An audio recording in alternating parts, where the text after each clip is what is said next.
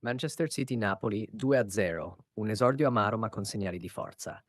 Il debutto del Napoli in Champions League 2025-26 si è concluso con una sconfitta sul campo più difficile, l'Etihad Stadium, casa del Manchester City, campione in carica.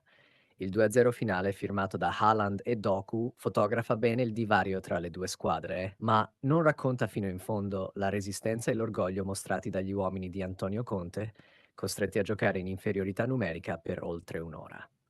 La partita è un'espulsione che cambia tutto. L'inizio era stato equilibrato, il Napoli ordinato e corto cercava di chiudere le linee di passaggio e ripartire in velocità con Politano e Kvaratskhelia.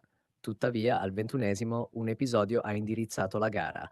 Giovanni Di Lorenzo, nel tentativo di fermare Haaland lanciato a rete, ha commesso un fallo da ultimo uomo. L'arbitro non ha avuto dubbi, cartellino rosso diretto. Ridotti a 10, gli azzurri si sono chiusi nella propria metà campo, subendo la pressione del City, ma senza crollare. Nel primo tempo, anzi, hanno resistito con compattezza, con un Meret attento e un Politano instancabile anche in fase di ripiegamento. Il City colpisce nella ripresa. Nella seconda frazione la differenza numerica si è fatta sentire. Al 56esimo Haaland ha rotto l'equilibrio. Stop perfetto in area e conclusione che non ha lasciato scampo al portiere partenopeo. Una rete storica che porta il norvegese a 50 gol in Champions in sole 49 presenze, record assoluto. Pochi minuti dopo, al 63esimo, il City ha raddoppiato con Doku, autore di una cavalcata irresistibile sulla sinistra e di una conclusione precisa che ha chiuso di fatto la partita. Conte ha provato a inserire forze fresche, ma la scelta di sostituire Politano è stata criticata. Il Napoli ha perso una delle sue armi migliori proprio nel momento più delicato.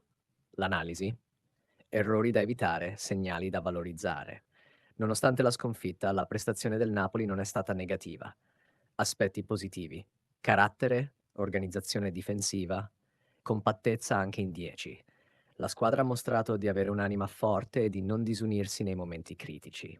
Aspetti negativi: l'ingenuità di Di Lorenzo che ha lasciato i compagni in inferiorità e alcune scelte tattiche discutibili. La gestione dei cambi, soprattutto l'uscita di Politano, ha sollevato dubbi. L'impressione è che con 11 contro 11 il Napoli avrebbe potuto giocarsela con più equilibrio. Reazioni social, una statua per Politano. Il web ha espresso grande apprezzamento per Matteo Politano, tra i migliori in campo nonostante il risultato. Su X, ex Twitter e Instagram sono fioccati commenti ironici e affettuosi. Fategli una statua, lui non ha mollato mai, Politano cuore e polmoni del Napoli.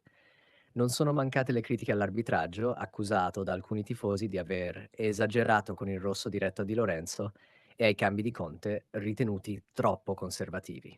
Guardiola incorona Haaland. A fine partita Pep Guardiola ha celebrato il suo bomber. I numeri parlano da soli. Haaland, insieme a Messi e Cristiano Ronaldo, appartiene a un altro pianeta. L'allenatore catalano ha poi mostrato rispetto per il Napoli. Non è facile restare ordinati e lottare così tanto con un uomo in meno. Conte ha dato alla squadra un'identità forte e si è visto.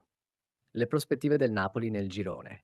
Il cammino europeo degli azzurri parte in salita, ma non è compromesso. Il City resta la squadra più forte del gruppo, mentre la vera battaglia sarà contro le altre avversarie, sulla carta più abbordabili. Conte dovrà lavorare su due aspetti fondamentali: gestione dei momenti chiave, evitare espulsioni e cali di concentrazione che pesano a livello internazionale. Continuità offensiva. Anche in 10 il Napoli ha creato poco. Serve maggiore incisività di Kvaratskhelia e Simeone.